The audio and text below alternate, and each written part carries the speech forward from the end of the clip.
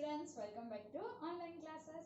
आज हम पढ़ने वाले हैं आपका चैप्टर नंबर 8 एसएस का, जो कि है फ्रेमिंग ऑफ कॉन्स्टिट्यूशन। कॉन्स्टिट्यूशन कैसे फ्रेम हुआ और उसके फीचर्स जो है उसके बारे में आज पढ़ेंगे। अब ये कॉन्स्टिट्यूशन क्या है? तो कॉन्स्टिट्यूशन यानी कि कुछ ऐसा सेट बनाया हुआ है, सिस्टमेटिक रूल का सेट, जिसे बोला जाता है इन शॉर्ट कॉन्स्टिट्यूशन। ठीक है, तो ये रूल्स जो है वो क्यों जरूरी है? तो उसके लिए एग्जांपल लेते हैं। कोई भी अगर फैमिली आप ले लो तो फैमिली में भी कुछ रूल्स और रेगुलेशंस बनाए जाते हैं ताकि फैमिली के हर एक मेंबर जो है वो अच्छी तरह से वर्क कर सके। जैसे कि मम्मी जो है वो सुबह उठ के सबको चाय नाश्ता देती है, ऐसा बनाया गया है। फिर पानी की बोतल जो फ्रिज से लेता है पीता है, वही पानी की बोतल फ्रिज में भरकर रखेगा, एक ऐसा भी रूल होता है, और खास करके वो समर सीजन में रहता है। सेम वे अगर आप कोई गेम खेल रहे हो, फॉर एग्जाम्पल लूडो, तो उसमें भी ऐसा है कि अगर डाइस में 6 नंबर आए तभी गेम स्टार्ट होगी।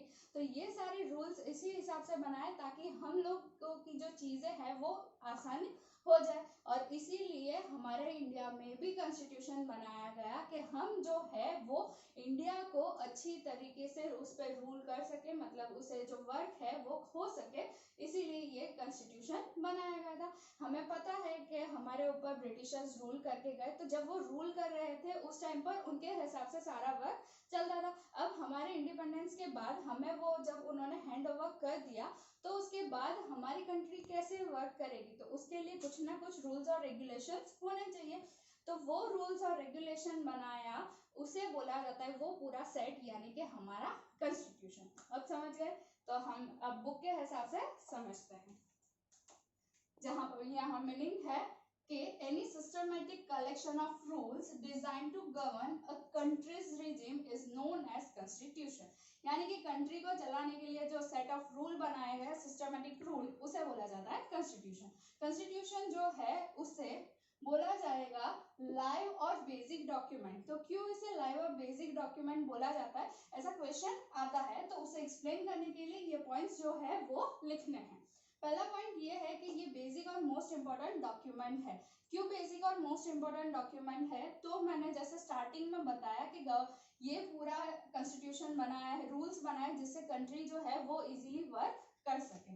तो ये हो गया पॉइंट। फिर उसके बाद हमें जो लॉ बनाए गए हमारी कंट्री में कि कोई भी क्राइम होता है तो उसके लिए अलग से लॉ है, जस्टिस चाहिए उसके लिए अलग से लॉ है। तो ये सारे जो लॉ है वो कंट्री के सारे ही बेस्ड है किस पे? कॉन्स्टिट्यूशन पे। ओके, साथ ही साथ कॉन्स्टिट्यूशन और कॉन्स्टिट्यूशनल लॉज जो है वो सारे ही कैसे होने चाहिए? तो रिलेवेंट प्रोविजंस। तो कुछ ऐसे प्रोविजंस बनाए गए हैं, जैसे कि पहले मैंने समझाया क्राइम और जस्टिस के बारे में, तो अगर क्राइम के बारे में कौन से रूल्स होने चाहिए, वैसा यहाँ पर कॉन्स्टिट्यूशन में मेंशन किया गया है। कुछ प्रोविजंस बनाए गए हैं कि वीकर क्लास के लिए, डेवलपमेंट के लिए कुछ लॉ होने चाहिए, एजुकेशन के रिलेटेड लॉ होने चाहिए, तो वो प्रोविजंस बनाए गए हैं, यानी कि पर्टिकुलर कोई सब्जेक्ट के लिए क्या क्या चीजें होनी चाहिए। आगे, कॉन्स्टिट्यूशन जो है वो सुपीरियर है all the laws of the country, यानी कि कंट्री में जितने भी लॉ बने हैं उन सबका बाप कौन है? कॉन्स्टिट्यूशन।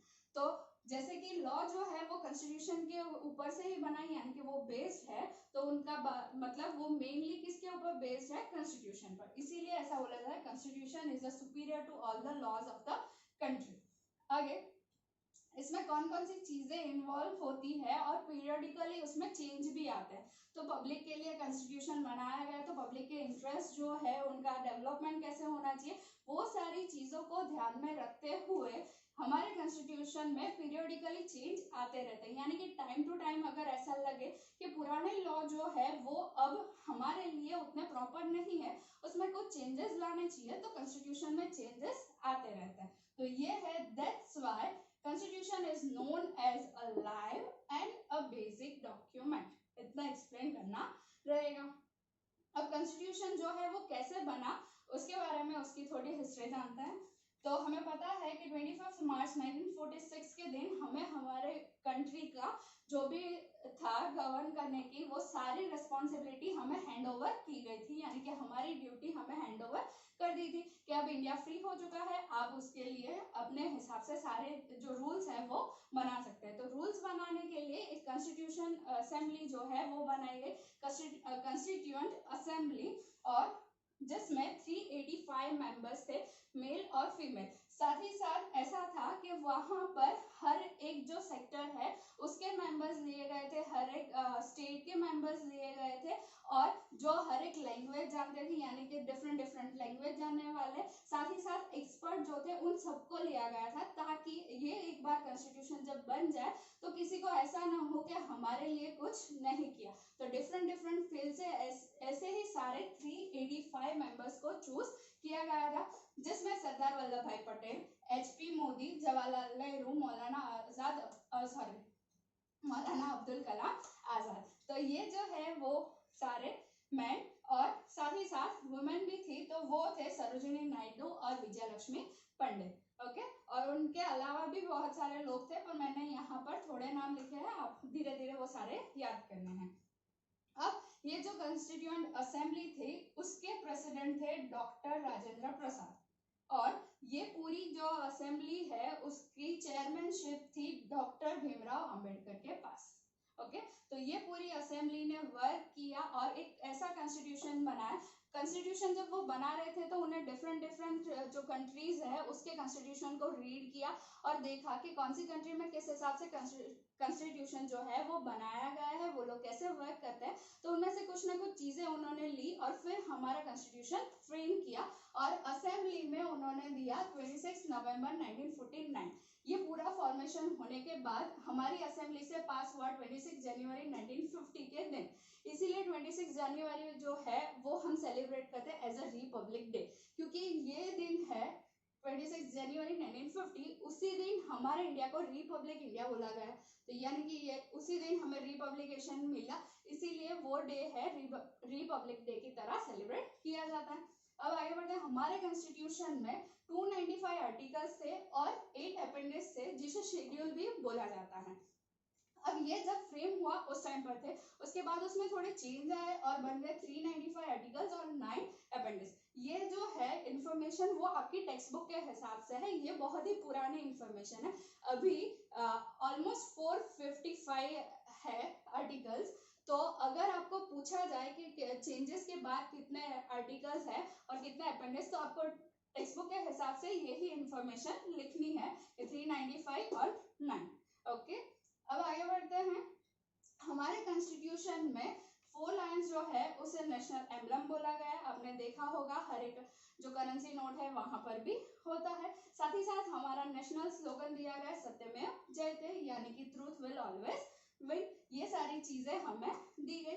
अब कॉन्स्टिट्यूशन जो है उसके आगे एक हमें चीज मिलती है, वो है प्रेम्बल। जैसे कि हमें कोई टेक्स्ट बुक दी जाती है तो उस टेक्स्ट बुक के आगे हमें इंडेक्स देते हैं, जिसके ऊपर से हम देख सकते हैं कि उसमें कितने चैप्टर्स है, क्या कुछ है उसके अंदर इंफॉर्मेशन उस हिसाब से। तो हमारे कॉन्स्टिट्यूशन जो है उसके पहले भी ये प्रेम्बल दिया गया है। उसके बारे में कुछ बातें हैं, उसे बोला जाता है कोर और इम्पोर्टेंट पार्ट, यानी जो प्रेम्बल है वो कॉन्स्टिट्यूशन का कोर है और इम्पोर्टेंट पार्ट है। इंडियन कॉन्स्टिट्यूशन जो है वो बिगिन होता है विद प्रेम्बल, और इसे सोल ऑफ कॉन्स्टिट्यूशन भी बोला जाता है। प्रेम्बल, हमारा प्रेम्बल जो है वो अनचेंज था टिल 1976, यानी 1976 तक उसमें कोई भी चेंजेस नहीं आए थे। तो पहले वाला ये जो आर्टिकल्स और अपेंडिक्स थे वो 1976 के पहले थे। उसके बाद जब चेंज किया गया तो उसमें सोशलिस्ट, सेक्युलर, यूनिटी, इंटेग्रिटी, ये सारी जो चीजें हैं वो सब्जेक्ट्स ऐड किए गए थे। हमारे प्रेम्बल में कौन कौन सी चीजें शो करते हैं, तो सिटीजनशिप, फिर हमने जो पढ़े थे हमारे फंडामेंटल राइट्स, हमारी फंडामेंटल ड्यूटीज, फिर मैंने आपको पढ़ाया था directive principles of state policy, वो भी दिया गया है। साथ ही साथ यूनियन और स्टेट की रिलेशनशिप कैसी होनी चाहिए, वैसी सारी इंफॉर्मेशन हमें ऑलरेडी प्रेम्बल में दी गई है। तो इन शॉर्ट ऐसा बोला जा सकता है कि प्रेम्बल जो है वो क्लियर इनसाइट है रूल ऑफ वेलफेयर का। तो ये रूल ऑफ वेलफेयर यानी कि जितने भी पब्लिक है इंडिया की, यानी इंडियन सिटीजन, उन सबके वेलफेयर के लिए बनाया गया ये कॉन्स्टिट्यूशन, और प्रेम्बल में उसके बारे में सारी इंफॉर्मेशन दी गई है। लास्ट में ये जो प्रेम्बल है उसके बारे में ऐसा बोला जा सकता है कि जो फ्रेमर है यानी कि जिन्होंने कॉन्स्टिट्यूशन फ्रेम किया है उनकी साइकी हमें पता चलती है, यानी कि उनकी मेंटालिटी क्या थी, वो जब ये कॉन्स्टिट्यूशन बना रहे थे तो उन्होंने क्या क्या सोचा था, उस हिसाब से, उनकी सोच के हिसाब से उन्होंने अपना कॉन्स्टिट्यूशन फ्रेम किया है।